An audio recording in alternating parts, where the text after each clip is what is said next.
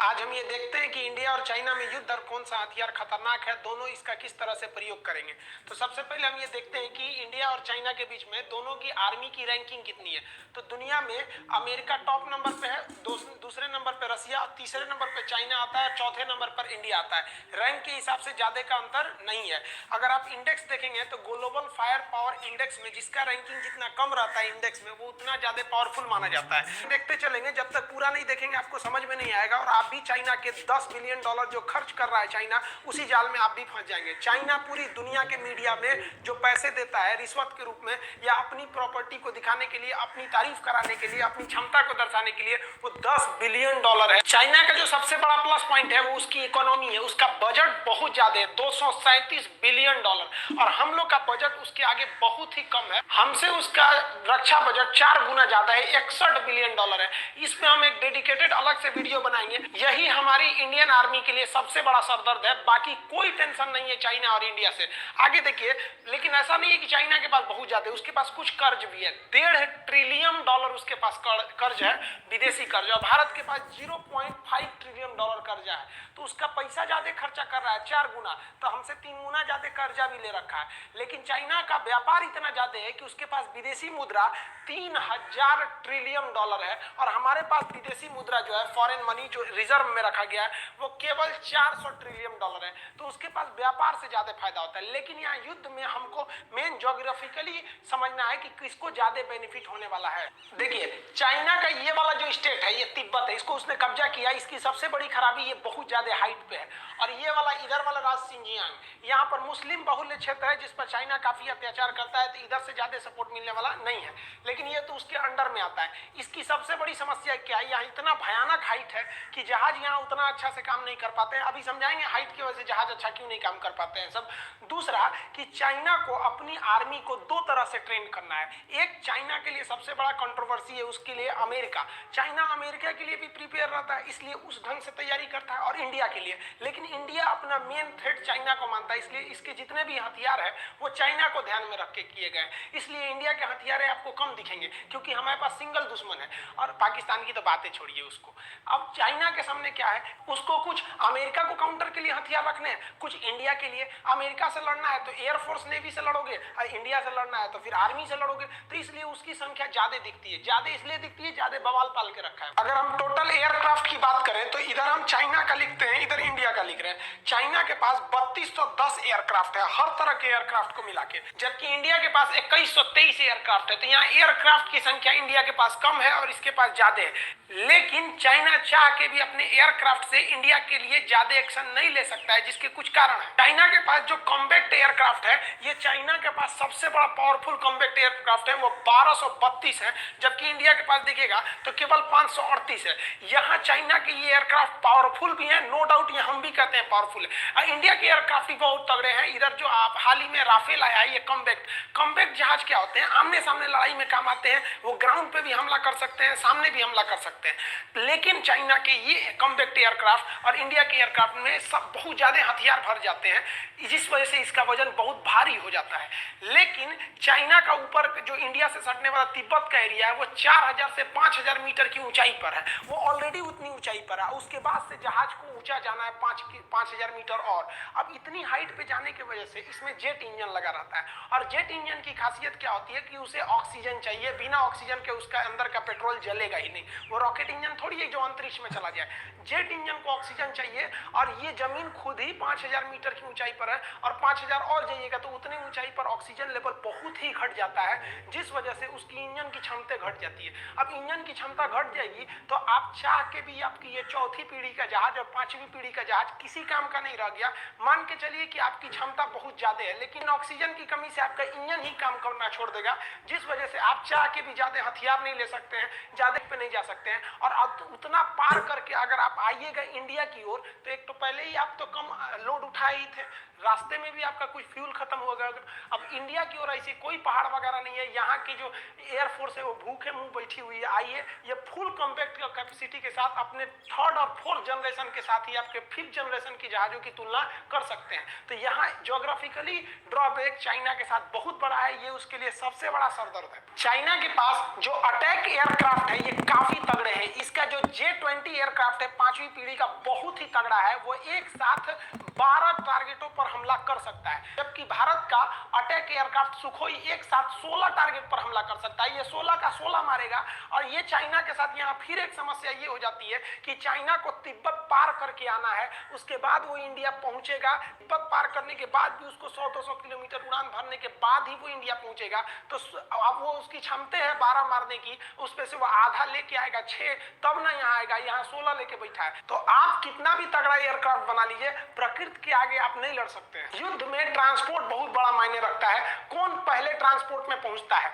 तो ट्रांसपोर्ट विमान चाइना के पास 224 है और इंडिया के पास 250 ट्रांसपोर्ट विमान है। इसके पास विश्व प्रसिद्ध C-17 ग्लोब मास्टर है, जिसकी क्षमता बहुत ही ज्यादा है। और चाइना को यहाँ फिर दिक्कत होगा कि हैवी लोड आप कम ऑक्सीजन से उठा ही नहीं सकते हैं। तो इसके पास आप इस तरह से देखेंगे तो इसको यहाँ पे भी दिक्कत का सामना करना पड़ेगा। जो हेलीकॉप्टर होते हैं उसका प्रिंसिपल यही है कि वो हवा के थ्रस्ट पे ही उड़ते हैं, ऊंचाई पे जा सकते हैं। और यहाँ पर ऑक्सीजन लेवल घटने की वजह से हवा का थ्रस्ट भी नहीं रह जाता है। और चाइनीज हेलीकॉप्टर की संख्या ज्यादा है, 911 है, और इंडिया के पास केवल 722 हेलीकॉप्टर है। लेकिन यहाँ इंडिया भारी पड़ेगा, क्योंकि इंडिया के पास 2 बहुत ही घातक हेलीकॉप्टर है, जो मतलब बहुत हैवी हेलीकॉप्टर है। एक Mi-17 V5 और दूसरा चिनूक आ गया है। चिनूक के पास डबल डिस्क है। हेलीकॉप्टर के डैना को डिस्क कहते हैं। ये डबल डिस्क है, इसकी सर्विस सीलिंग ज्यादा है, लोड कैपेसिटी भी ज्यादा है। डिस्क मतलब डैना, सर्विस सीलिंग मतलब ज्यादा हाइट पे जा सकता है, क्योंकि 2-2 डैना है इसके पास, और ज्यादा चीजों को ये उठा सकता है एक ही बार में।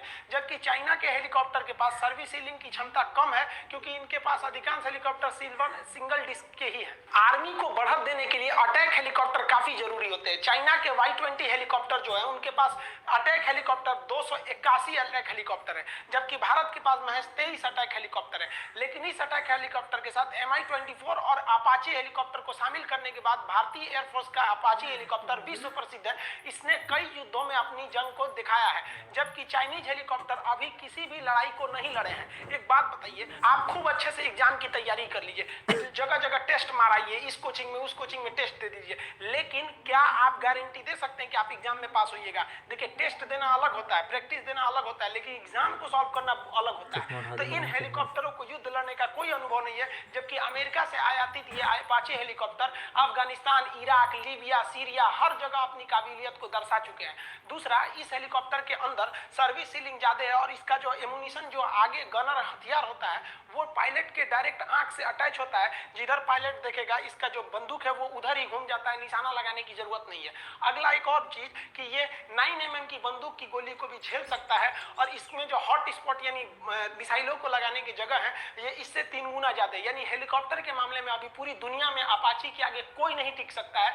और ये जो अपाची है, ये एकदम नीचे नीचे उड़ान भर सकता है, जिस वजह से ये रडार में भी नहीं आएगा, और ये क्षमता इसके पास नहीं है। ओवरऑल चाइनीज जो एयरफोर्स है वो संख्या में आगे है, लेकिन उसके सामने एक प्राकृतिक समस्या है। दूसरी, उसकी टेक्नोलॉजी वर्ल्ड लेवल की नहीं है। हमारे पास कम ही है, लेकिन टेक्नोलॉजी ज्यादा है। और वैसे भी चाइनीज सामानों पे कितना भरोसा करते हैं, सोच चल गया तो चांद तक, नहीं चला तो शाम तक।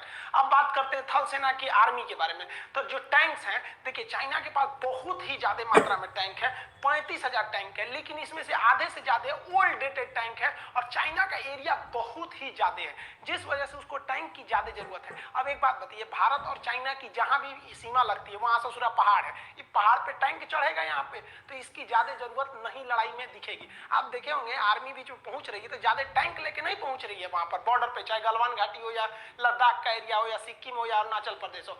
और इंडिया के पास जो T-90 टैंक है, ये पूरे वर्ल्ड का बेस्ट टैंक है। अमेरिका का अब्राहम और यहाँ का T-90, भीष्म, T-72 और अर्जुन टैंक जैसे भारत के पास बहुत ही घातक टैंक है, वो 4000 की संख्या में टैंक है। इन टैंक की सबसे बड़ी जो खासियत है, इनमें इंफ्रारेड अपर्चर रडार है, ये छुप सकते हैं। दूसरा, इनमें जो टारगेट सेंसर सिस्टम दिया है कि एक बार अगर दुश्मन को टारगेट को सेट कर दिया गया, इसके जो ये बैरल जो नली है, तो उसके बाद से टैंक चलती भी रहेगी, जर्क करेगी, हवा में कूद जाएगी, तो उससे उस टारगेट को कोई फर्क नहीं पड़ता, वो अपना एडजस्ट कर लेगा। इसका मतलब ये हुआ कि इसका जो टारगेट है एकदम पिन पॉइंट है। लेकिन यहाँ इंडिया और चाइना दोनों के टैंक ज्यादा काम नहीं आएंगे।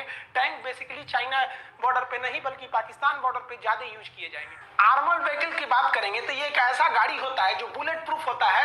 इसके अंदर सैनिकों को बैठा कर दूसरे जगह पे ले जाया जाता है। तो इंडिया के पास जो आर्मर्ड व्हीकल है वो 8,000 साढ़े 8,000 की संख्या में है, 8686 है। जबकि चाइना के पास ऐसे आर्मर्ड हथियार 33,000 है। इस आर्मर्ड हथियार की चाइना की ज्यादा जरूरत है। क्यों?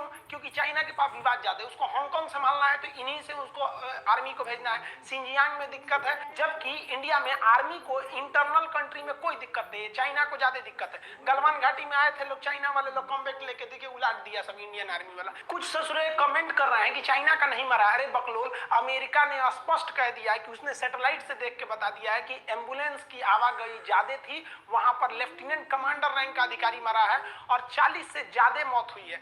इंडिया में जब हम नेक्स्ट पिछला वीडियो बनाए थे तो उसमें 3 बताए थे, इंडिया में लगभग 20 जवान शहीद हो गए हैं। अभी ये संख्या घट बढ़ सकती है, इस पर ये अभी लास्ट डाटा नहीं है। लेकिन चाइना का खुद का न्यूज ने क्या कहा है कि चाइनीज सोल्जर को भी काफी ज्यादा कैजुअलिटी उठानी पड़ी है।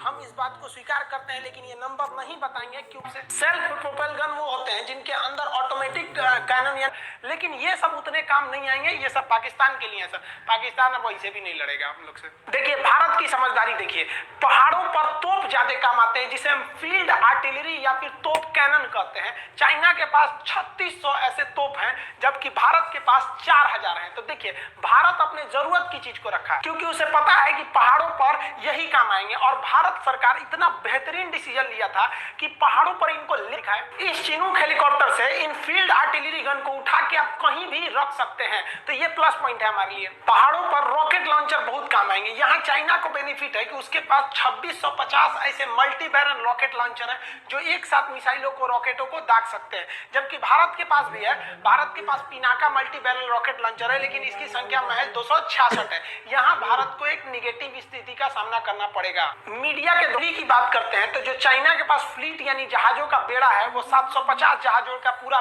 फ्लीट है, जबकि भारत के पास 285 जहाजों का फ्लीट है। आप कहेंगे यहाँ तो चाइना को प्रॉफिट है, नहीं प्रॉफिट है। वो दक्षिणी चीन सागर को छोड़कर नहीं हट सकता है, क्योंकि वहां छोड़ेगा तो उसके विरोधी सब वहां पे चढ़ जाएंगे। और भारत का हिंद महासागर में कोई विरोधी नहीं है और ना ही किसी की औकात है जो भारत से लड़ सके। चाइना के पास अभी 2-2 एयरक्राफ्ट कैरियर है। ये एयरक्राफ्ट कैरियर इतने बड़े होते हैं कि इस पे जहाजें उतर सकती हैं। ये आपको संख्या में ज्यादा लगेगा, ये नए अभी शामिल किया है। और हम लोग अपने सेना में से 3-3 ठो एयरक्राफ्ट कैरियर रिटायर कर दिए। अतः चाइना को इन एयरक्राफ्ट कैरियर के यूज करने का कोई एक्सपीरियंस नहीं है। और हमने 1971 में पाकिस्तान का वीडियो बनाया, आप देखिएगा कितने खतरनाक था हमारा विक्रांत। फिलहाल हमारे पास एक एयरक्राफ्ट कैरियर है, लेकिन ये इन दोनों पर भारी पड़ेगा क्योंकि ये रूस का बना हुआ है। विक्रमादित्य काफी शक्तिशाली है और हम लोगों को नेवी का एक बहुत बड़ा एक्सपीरियंस है। देखिए चाइनीज नेवी का जो सबसे बड़ा पावर है ना, वो उसकी पनडुब्बी सबमरीन का। इसे साइलेंट किलर कहते हैं, ये पानी के अंदर रहता है। चाइना के पास इसकी संख्या 74 है और भारत इस मामले के बावजूद चाइना के पास नेवी की संख्या बहुत ज्यादा है, लेकिन एक बात की गारंटी लेते हैं कि चाइनीज नेवी हिंद महासागर में नहीं आएगी। इसके 2 कारण है, हम आपको अभी समझाते हैं। डिस्ट्रॉयर से थोड़े छोटे आकार में जो होते हैं वो होते हैं फ्रीगेट। फ्रीगेट जो होते हैं थोड़े स्टील टेक्नोलॉजी के होते हैं, इनमें मिसाइलें ज्यादा लगी रहती हैं और ये अग्रिम पंक्ति में आगे आगे चलते हैं। फ्रीगेट ये समुद्र के अंदर बिछाए गए माइंस के खिलाफ भी उन माइंस को न्यूट्रल कर देते हैं। तो चाइना के पास 52 फ्रीगेट है और भारत के पास 13 फ्रीगेट है। फ्रीगेट से भी छोटे आकार के जो होते हैं वो होते हैं कॉर्बेटर। ये जो है चाइना के पास कॉर्बेटर की संख्या जो है वो 50 है और इंडिया के पास 19 है। ये पनडुब्बियों के अंदर भी हमला कर सकते हैं, पनडुब्बियों को मार सकते हैं एंटी सबमरीन हथियार के द्वारा से। तो यहाँ भी आपको चाइना की संख्या ज्यादा लगेगी। पेट्रोल लगेगी। चाइना बहुत खतरनाक है, उसकी आर्मी ज्यादा है, घंटा आगे है। देखिए कैसे चाइना के पास जो एक्टिव आर्मी है वो 21 लाख है। आपको ये संख्या जरूर ज्यादा लगेगा, लेकिन भारत के पास एक्टिव आर्मी 14 लाख है। तो आप कहेंगे 14 लाख, ये 21 लाख। चाइना के पास जो रिजर्व आर्मी रखी गई है वो 5 लाख रखी गई है। तो 21-5 कितना हुआ? 26। और भारत के पास जो रिजर्व में रखा गया है फौजियों को वो 21 लाख है। 14 लाख उधर, 21 लाख इधर, टोटल 35 लाख हो गई। पूरी दुनिया में सबसे बड़ी स्टैंडिंग आर्मी भारत की है। लेकिन आपको कभी ये एहसास नहीं होने दिया जाता है क्योंकि चाइना $10 बिलियन खर्च करता है। आप कभी भी फेसबुक, व्हाट्सएप इस सब पे चाइना की कोई बुराई नहीं सुन सकते। चाइना को पता है उसकी हकीकत, इसलिए वहां के लोगों को फेसबुक, व्हाट्सएप ये सब इस्तेमाल करने पर बैन है, क्योंकि उनके जितना भी प्रचार कर रहे हैं वो सारे उजागर हो जाएगा। देखिए